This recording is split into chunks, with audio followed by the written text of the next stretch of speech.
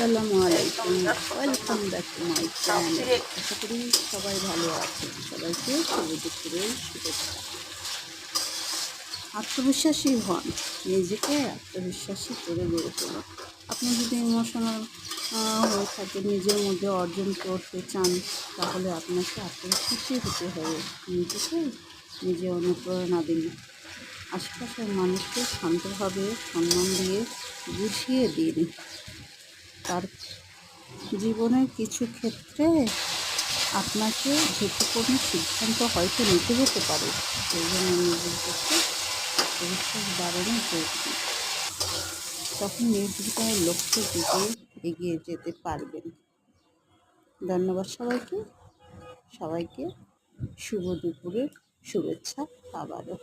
ভালো লাগলে like, comment একটা শেয়ার করে পাশে থাকবেন। অসংখ্য ধন্যবাদ।